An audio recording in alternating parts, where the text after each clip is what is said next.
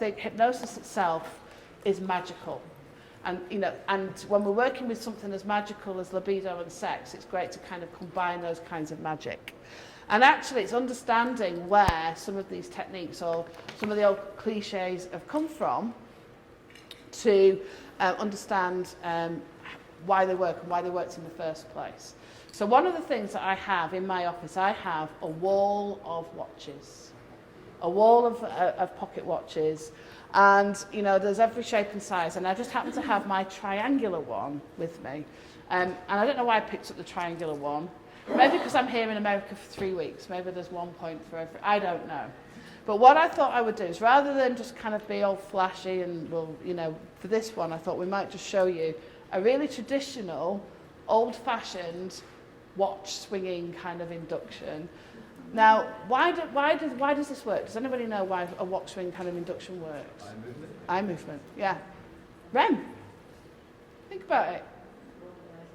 Rolling the eyes up, so you've got all the things. And when we think about trauma, working with trauma, what's the gold standard for working with trauma? EMDR. What do we do with EMDR? Yeah. So this is one of the reasons why I often use a swinging watch. 1, the client often expects it, so it's kind of fun. 2, it is fun. 3, they believe they're being hypnotized. You've got that belief system. I'm in a hypnotist's office, they've got a swinging watch, they're waving it at me. What are they going to do? Go into hypnosis, yeah? So once we get away, when I was taught hypnosis, I was taught by the London College of Clinical Hypnosis. It was a great school, but they had this thing about anything that could possibly be remotely, I don't know, hypnosis, swinging watches, crystals, spirals. You find them all in abundance in my office now because they're great. Kaleidoscopes, whizzy toys like this. Casball. Yeah. I have my magic pen. All kinds of stuff that you'll find. So I'm just going to do that just to help you to go into hypnosis. Have you ever been hypnotized with a watch before? Would you like to be hypnotized? There we go. So I'm going to just kind of stand to one side while we do this. You're fine, yeah, however you want to sit. And then you'll see you'll see very quickly, you start to see all these things. You can start to say all the classic things that people believe help you to go into hypnosis. Your eyes start to get too heavy and all that kind of stuff. And then with the next demo, if we've got time, I'll show you a slightly different induction. So, okay, I'll come over this way. So all you need to do, Nick, is just watch the watch. Okay, so I've got it higher, so you get that kind of, yeah, all right. So just watch the watch for me. So just watching the watch, just really focusing, and you can noticing whatever it is that you see about the watch as it moves from side to side. And you can find it wonderfully relaxing and calming just to notice the watch moving from side to side.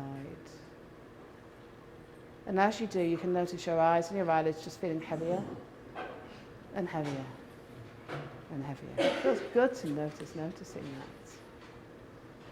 Eyelids just feeling heavier and heavier and heavier until sooner or later. It's just so much easier just to close your eyes and just imagine the watch swinging back and forth in your mind. That's right, heavier and heavier. Just closing down.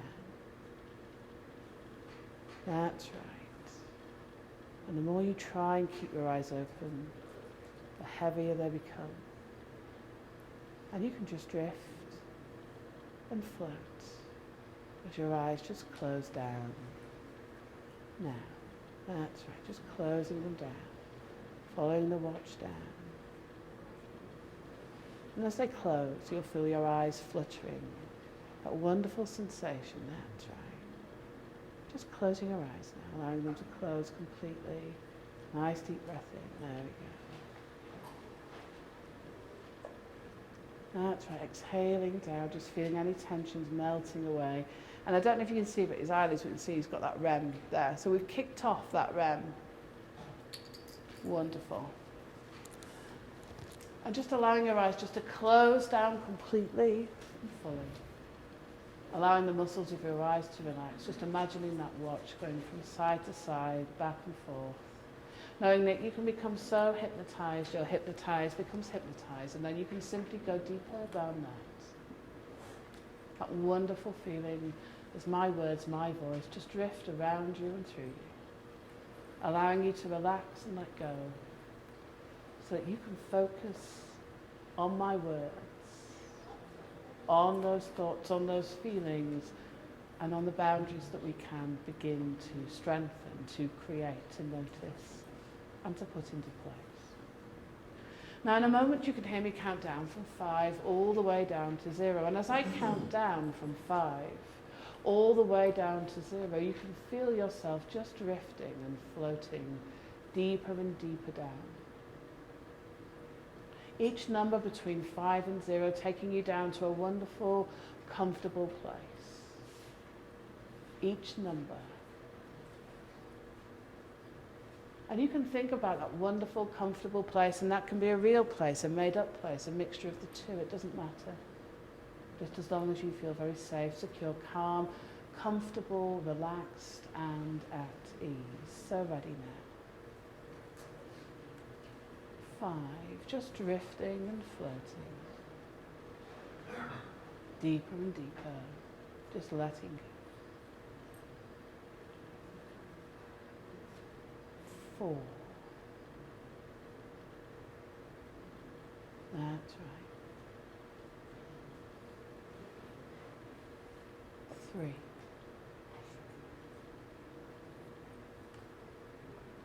2. 1, all the way down, deep down, relax. And soon you can find that your mind will just drift and wander. And it really doesn't matter where you drift or where you go. My voice can and will go with you and travel along with you so that you can continue to respond to me at a subconscious level, no matter where your conscious mind may be.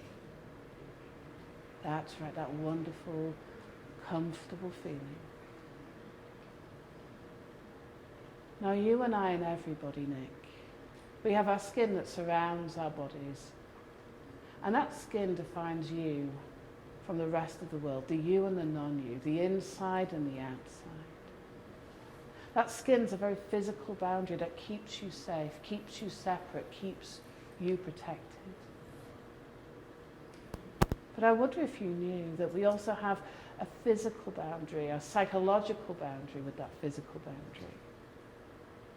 And that psychological boundary can keep other things out, emotional things.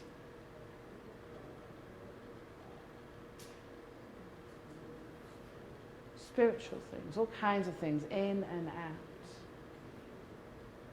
And I want you to imagine that you can see that psychological boundary. Notice it around you. It might be like a force field. It might be a wall. It might be a dome. Maybe it's just a sound or a vibration. But I want you to noticing that psychological boundary so that you can feel it, you can experience it, however you need to. And when you've got that psychological boundary there, I just want you to let me know simply by saying the word yes, Nick. And can you tell me what it's made out of?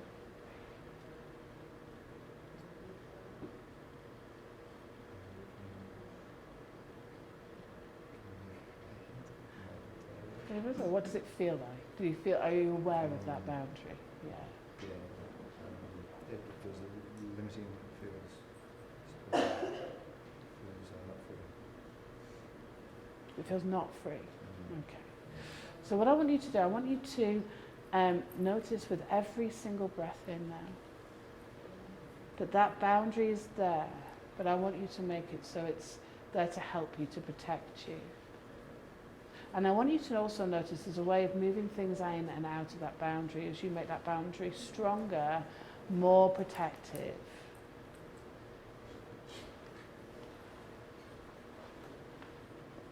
so that you understand that you can move things in and out of that boundary as you breathe in and make it stronger and more protective. And when it's as strong and as protective as it needs to be, you should just say yes.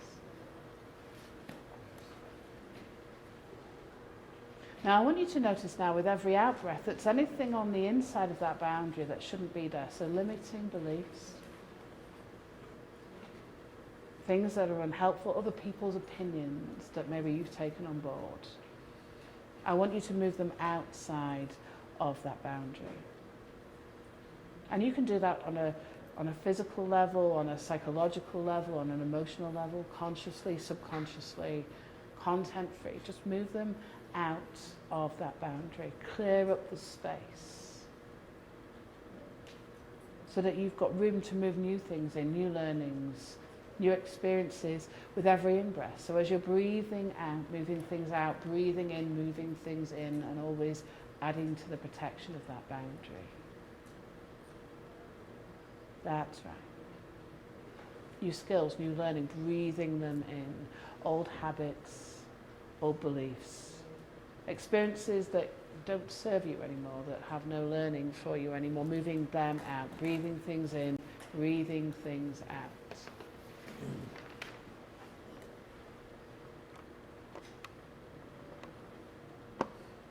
And when you've done that, again, you can just say the word yes. Now I know that movement of breathing things in, breathing things out, showing up and making that boundary more protective is connected to your breathing. And that can carry on consciously and subconsciously into later today, tomorrow, next week, next month. So that when anything happens or you need to notice your boundary, you can ask yourself simply, inside or outside of my boundary, should it be there? Where should it be? And sometimes that will happen subconsciously, sometimes consciously you'll decide where to put those things. A stressful day at work, somebody else's opinion, maybe outside of that boundary. Things that need to be done inside of the boundary. But notice as that happens that you feel generally calmer, more sure of yourself, a wonderful inner strength, a certainty of knowing what you can control, what you can influence, what you can use, moving things in and moving things out in the most wonderful way. And allow your mind to go forwards in time so that you can see that, what difference that makes to have much better, stronger, firmer boundaries. Oh, thank you. So ready. Just noticing that there.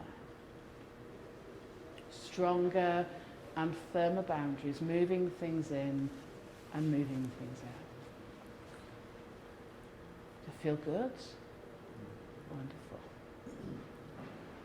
All right, next, so in a moment you're going to hear me count. You're going to hear me count from 1 to 5. And as I count from 1 to 5, at the count of 5, you can open your eyes, feeling wonderful, feeling awake, alert, but very aware of those boundaries. Very much more aware of how to use those boundaries, moving things in, moving things out. So ready. 1, 2, 3, 4, 5. Eyes open. Nice deep breath in. Okay. So how's that for you? You get that sense of, yeah. Yeah, it's good. Reprogramming. I feel Yeah. like a reset. This is a cool technique to use with anybody on anywhere because it allows them just to get that sense of self, because people just don't have that, and then what that means for them, and then moving things in and moving things out. Thank you so much for doing that for me.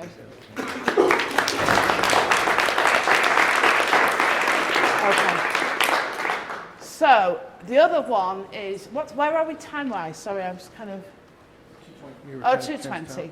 What time have we got till? 2:50. Oh, right, we've got ages yet. Great, we can play some more then. We're all right with that, so I'll show another techniques if you want. So, Yeah, do you want to go over that technique since a lot of people can so, oh, could you not hear it? Right, okay. So, self-integration association is the name of that technique. And it's self-integration dissociation. You could just call it boundaries, whatever you want to call it. But basically, it's like that. So we have that. It's about where people's boundaries sometimes are out here. So they're worrying about things that they cannot control, they cannot influence, they cannot do anything about. And what we're doing is moving it. That's where anxiety lies, isn't it? The line between what you can control and influence and what you can't. So what we're doing is moving it back. Yeah. Would you use that in like a first session? Or? Yeah, it's great. It's great. And it's great then for homework because people often say to me, oh, this thing happened and then I just heard your voice go inside or outside your boundary. So it's just knowing where to move those things around. So it's really super simple. And if you get them to think about what their boundary is made of, and one, you'll sometimes get people say, well, there isn't one, which tells you you've got some work to do building them one, helping them to build one. And, you know, I can tell you my boundary, BB meets purple. It's like a Star Wars force field because I'm not at all a geek. It vibrates, you know, depending on where I am, I can feel it. Sometimes, you know, if I get somebody, if there's somebody in my life that's going to give me a lot of negativity, I kind of almost imagine the stuff coming in and it kind of gets fired back at them, and like karma has her day and it doesn't bother me. But you can do all those kinds of visualizations and talk clients through that. Now, when you think about sex and sexuality and how, you know, where we need boundaries for that, and we do need our boundaries for sex, and what we want and what we don't want, it's about understanding how we might want to be touched, where our personal space lies, what we actually need from something, and what the beliefs are. So sometimes if we've been trained to believe that sex is wrong, that, you know, it's a guilt and shame thing, then actually we can see that that's somebody else's belief or somebody else's opinion. You can put that outside the boundary. Yeah, if it's you discover that you like being tied up on a Tuesday night, or whatever it may be, you can put that inside your boundary because you're in control of that. Yeah, so it's all those kinds of things. Yeah, does that explain that technique? Cool. So permission for pleasure. Who wants more permission for pleasure? Do I have another? Yeah.